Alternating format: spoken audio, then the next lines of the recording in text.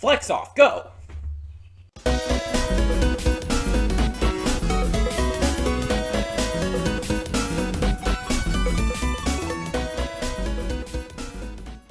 Hey everyone, welcome to Princess Gay. I'm your host Connie, and today we are here with Season 3, Episode 6 of Fire Force.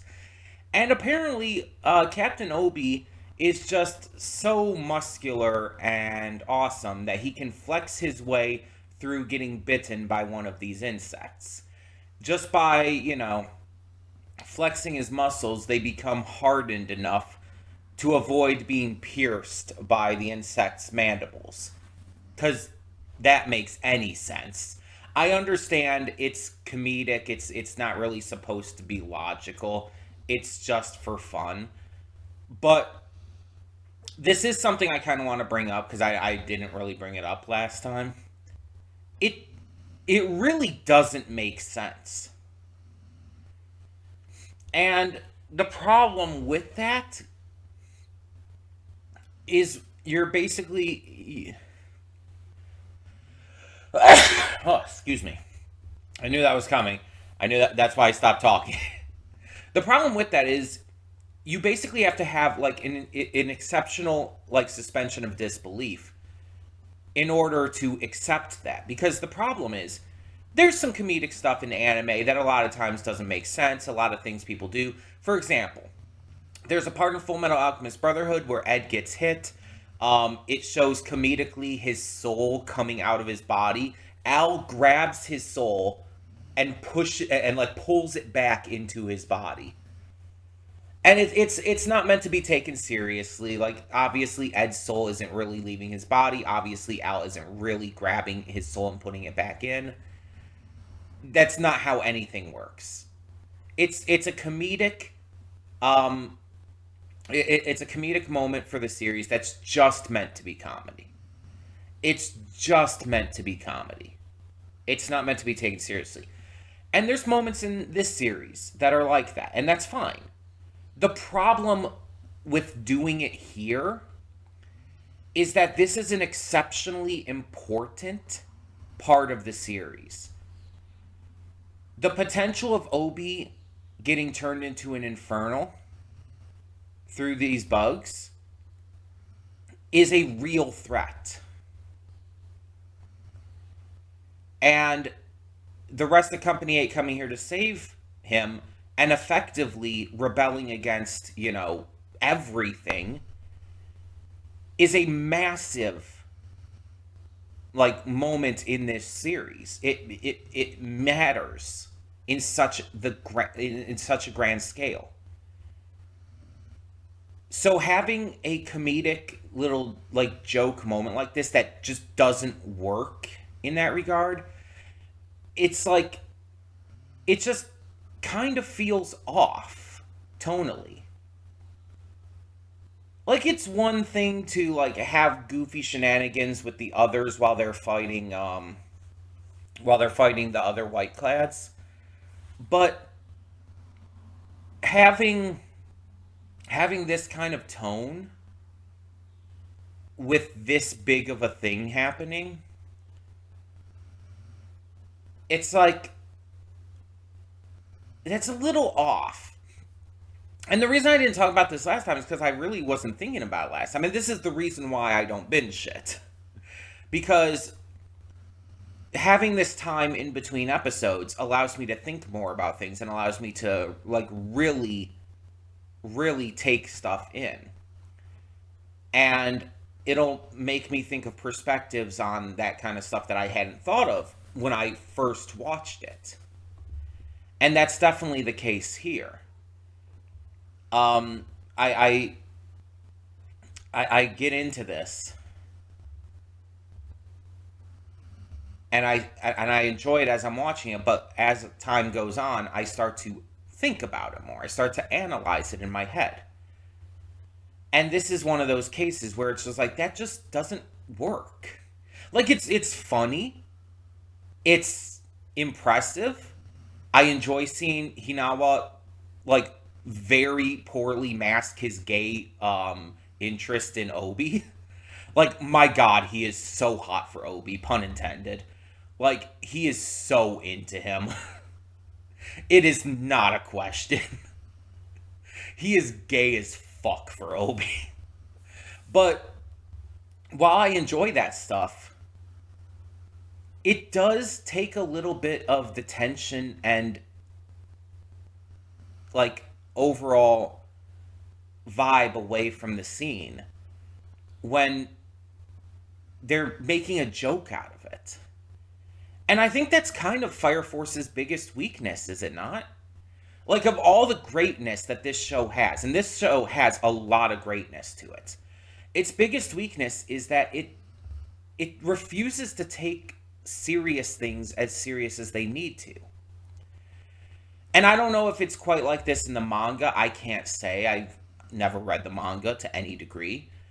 But like, showcasing such a serious moment in such a silly toned way can work in certain circumstances, especially if you're trying to like bring in a little levity to something super like dark and intense.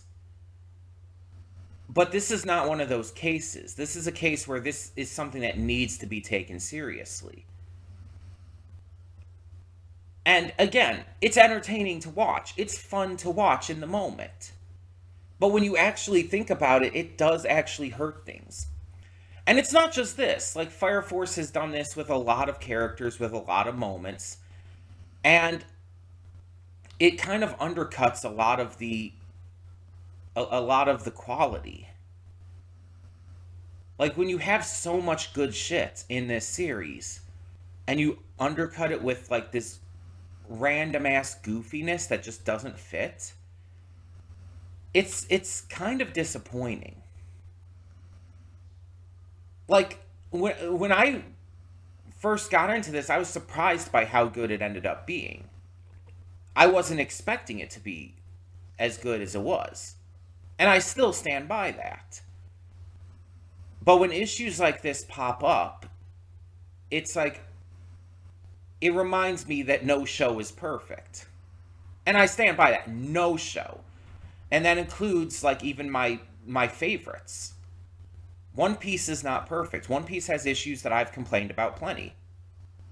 A lot of them involving Sanji. Carol and Tuesday is one of the closest series I've ever seen get to perfect. But I still wouldn't call it perfect. There's still a few things that are kind of left a little unanswered to a degree, and there's some things that could have been expanded on more.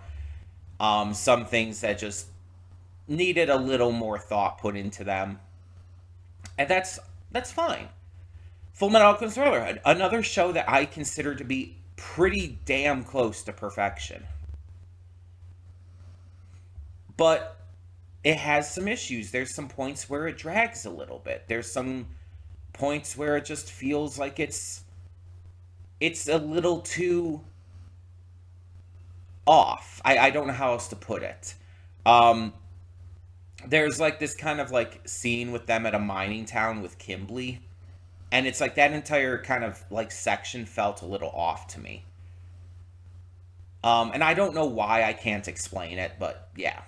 But the point is, there's all these shows out there, and not just anime, cartoons and stuff as well, like the Owl House, and live action stuff too.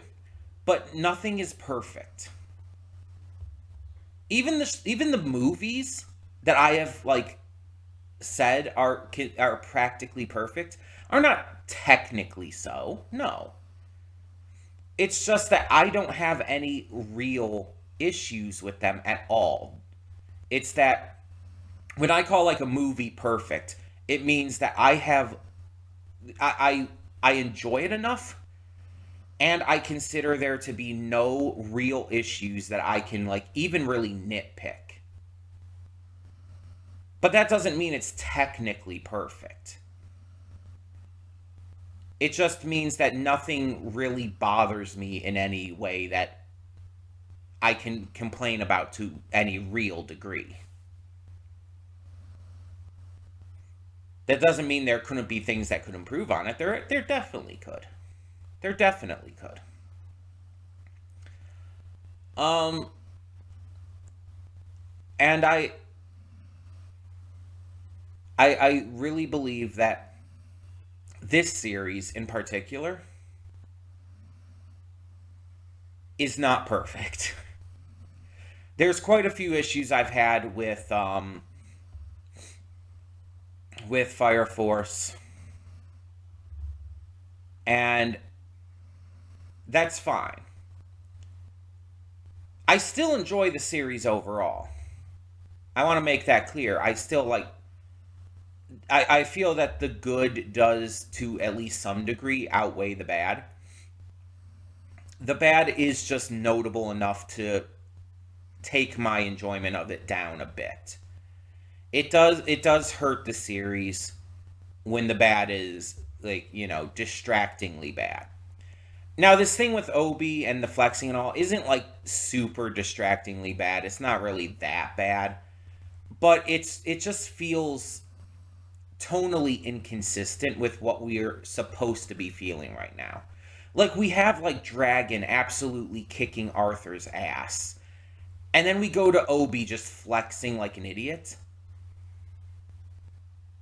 It's like, we get it. He's hot, both figuratively and, well, actually not literally, because he can't do that.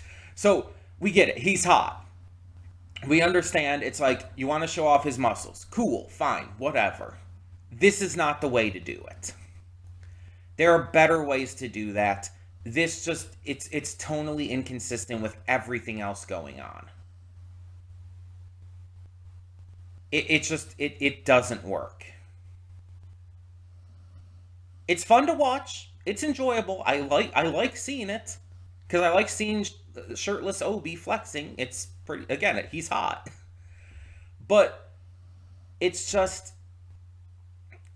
it's just too goofy for a moment like this, and for the situation that they're in.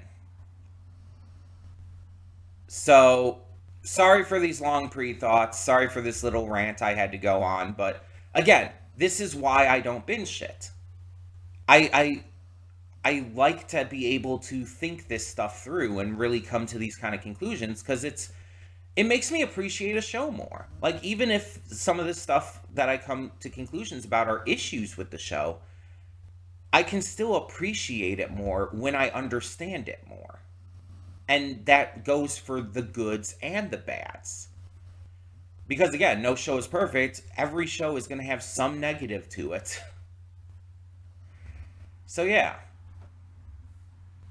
But I'm still enjoying this. I'm still ready to see what we get next. So let's get to this episode and find out if we're even going to have a chance at defeating Dragon or Captain Burns or any of this going on. So let's see what happens. Hold up just a sec. Before you click that link down in the description below to get to today's video, I want to remind you of all the awesome content we have both on this channel and the Princess of Gaming channel. Let's check it out.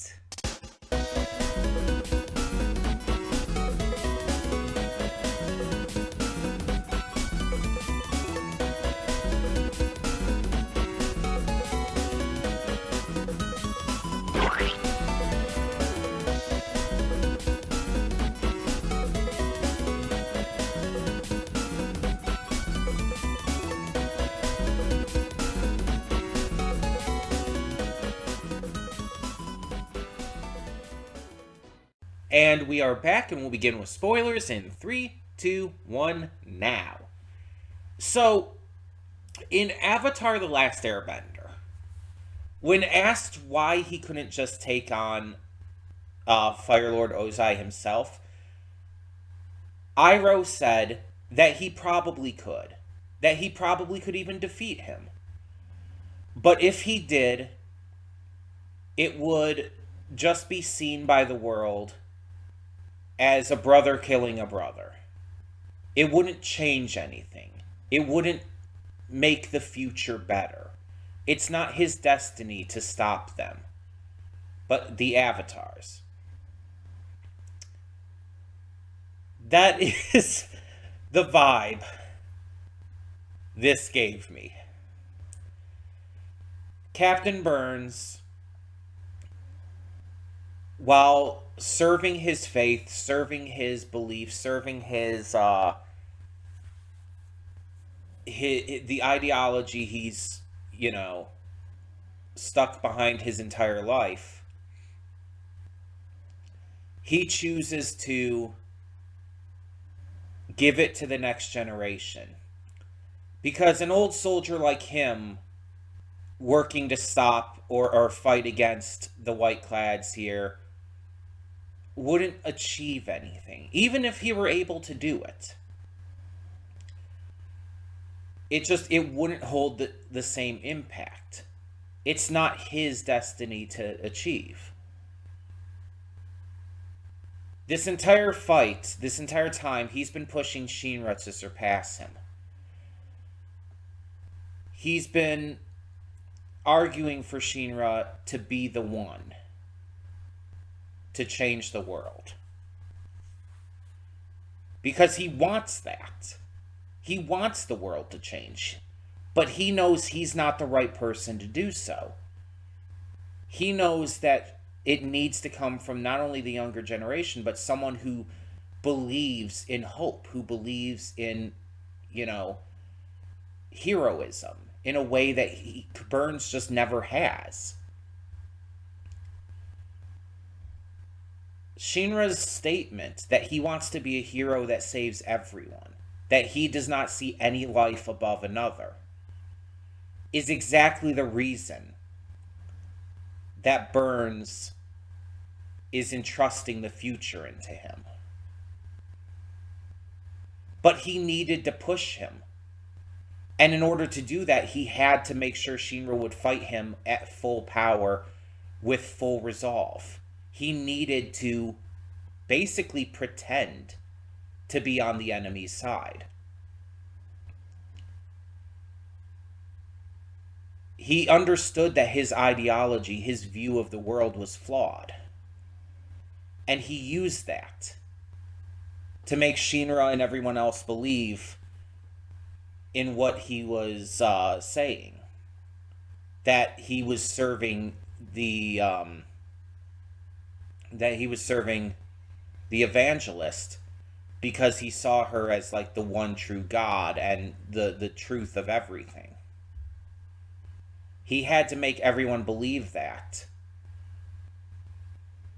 because it aligns with him as everyone knows him. And he knew it would push Shinra to surpass him, and that's what happened. Shinra surpassed him. And he was proud.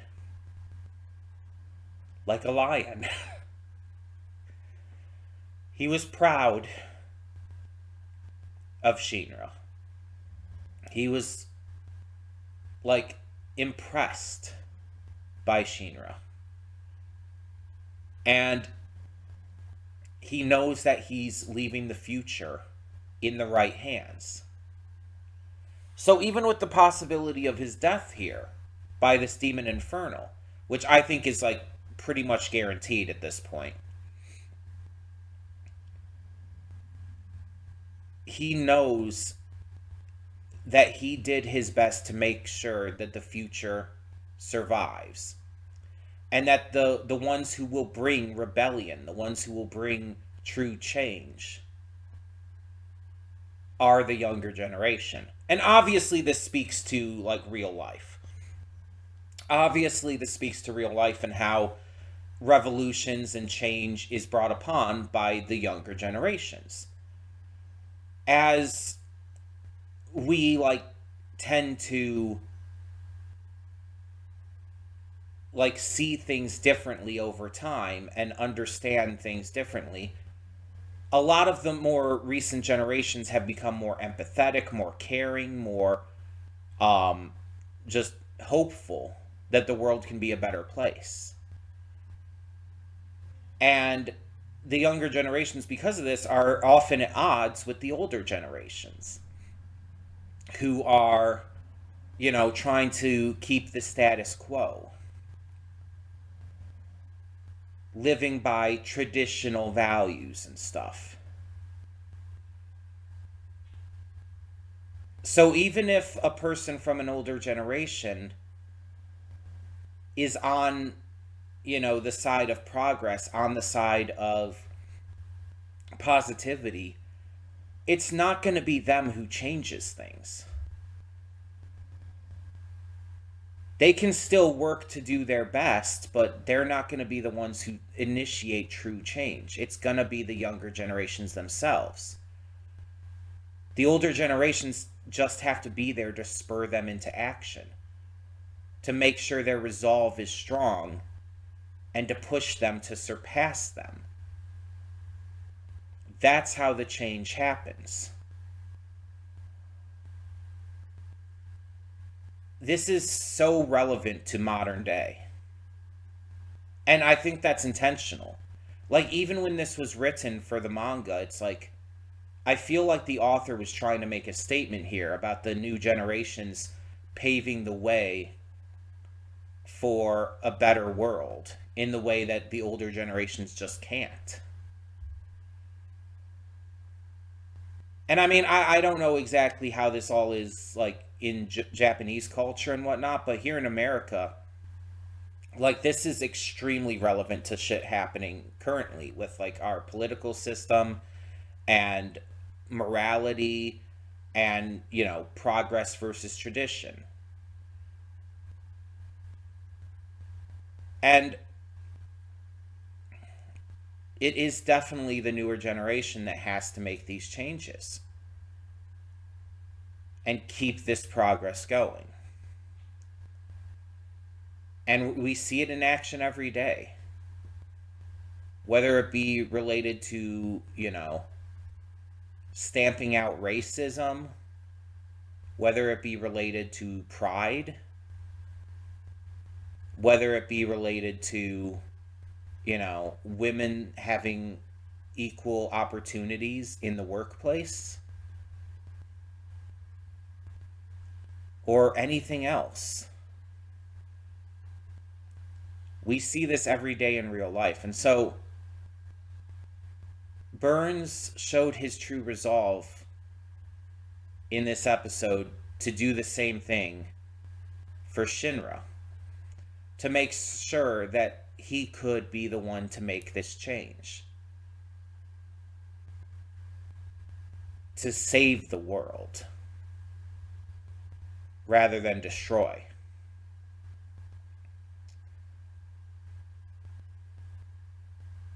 That makes everything feel much better, if I'm being honest, because they're like, prior to this episode, honestly, I did kind of believe that Burns was on the bad side, and I did believe it was because, like, of him seeing the evangelist and all, and he just kind of, like, broke because of it. He just kind of felt like, oh, there's no hope other than to, serve the evangelist, so I'm just going to fall into line. But it was all a ruse. Him seeing the evangelist just made him realize that it's not him who's going to stop this. It has to be the next generation. And now on top of this, it's not only we have Shinra, like, surpassing Burns here and being set on the path of change. Iris has something going on with her. Like, you saw the way Victor was looking at her after she saved Maki. I don't even think she knows what she did. But whatever she did, it was able to stop Dragon's fire from killing everyone, and especially Maki, who was directly in its path. More directly than the others, but everyone was in the path. But you saw the way Victor was looking at her. He knows she just did something. I don't think she knows what she did. But whatever she did, it is powerful. And if it's, like, defensive, like some kind of, like, shielding power or something, I could see that. I feel like that would make sense for her character. But we just don't have enough information. But that's going to be a big thing going forward. And obviously, we know Arthur is going to be able to surpass Dragon at some point. He's not there yet, but that rematch is definitely going to happen, and he will be the one to kill Dragon. Like, that's just obvious. But yeah, this is pretty crazy. On top of it, now I assume Benny is here in this superhero disguise, Masked Moon or whatever it was, which that's fucking hilarious. Also, if that is Benny, it's like that just makes me love him even more. Like, I already love Benny. He's already a great character. But if he's just showing up as like a masked superhero, it's like, I fucking love you, my dude. It's like you're just amazing. And I don't know who else it would be because it's like I go back at this. I'm gonna mute this obviously so we don't hear anything, but it's like that's Benny's outfit, right? I think. And it looks like it's Benny's like body type pretty much. I mean, obviously you can't tell from the head, face, or even the pose or anything. I think what's throwing me off is like the pants. I don't think Benny typically wears pants like that, but I might be wrong. But he normally wears like the blue robe, right? Which is what he's wearing here. I know Benny was shown like I think a couple episodes ago, so it's possible that it's him. I don't know who. And I thought it sounded like him. I don't know who else it would be. Um, it would also honestly be a little surprising to see Benny like do this, but I mean I would love to see him do it. I don't see who else. Yeah, I don't see who else it would be. It's obviously a guy. I mean that much is clear.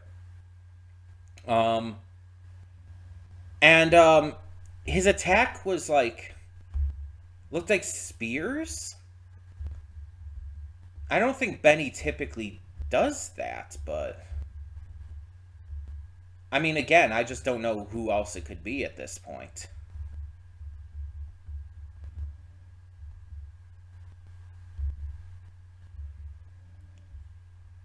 And then on top of it, it's like I wonder like when we're gonna get like any resolution to oh god, I can't remember her name.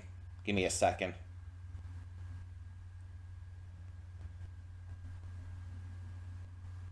Inca. I don't know why I have such a hard time remembering her name. But we see her in this, like she even with her power is able to realize that yeah, the company eight's gonna get away. Um, but like we still haven't fully gotten resolution with her, and I really want resolution with her.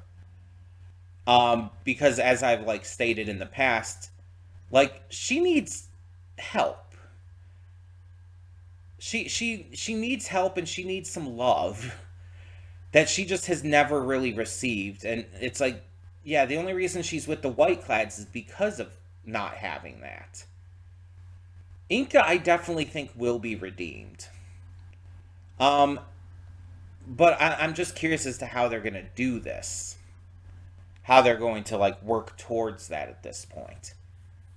Because we haven't really gotten anything with that. But I guess it's just not in this arc. Because this arc was, clearly about like Burns and Dragon and rescuing Captain Obi, like all of that shit. That was the focus of this arc. That was what we were really highlighting here. Plus, this arc is obviously, now we know is kind of centered around setting the stage for the next generation. We have Arthur gaining his final goal in defeating Dragon. While it's not going to happen here, we see how it's going to happen in the future. He's going to get stronger, master his sword and everything, and he will be able to slay Dragon in the future. And obviously the setup with Burns and Shinra, and then even like some build up here with Iris, which I really love because Iris really could use a little bit more development if we're being honest. She had great development with Hibana in season 1, but since then she really hasn't been touched on as much, and I really feel like they really could do a lot more with her character, and it seems like they are. So I'm really happy about that. Um But we see that Haumea is now like declaring that Company 8 isn't needed any further, that they've achieved what they needed to with them. So Haumea is just fine with them being completely taken out except for the pillar, except for, Shinra. So they are going to be very much targeted from this point forward, even as they get away. And with like basically everyone out against them except their like few allies, they're not going to be able to just serve as, Company 8 anymore. We know that. They've completely rebelled at this point. So it's going to be interesting to see how this continues as we go into the whatever the next arc ends up being. But before we can even get into that, we do have to escape here. So I think next episode's probably going to be the final episode of this arc. It's going to be interesting to see how that goes. And hopefully it ends up leaving in a really good place. So, that all being said, thank you as always so much for tuning in. I hope you enjoyed this reaction. If I missed anything or if there's anything else you want to add, please let me know. But no spoilers. With the manga already being done, if you are a manga reader, please do not spoil me. I want to remain as spoiler-free as possible. I am anime only. So, that being said, thank you all once again so much for tuning in. I'm Connie, and I'm signing off. See you all next time.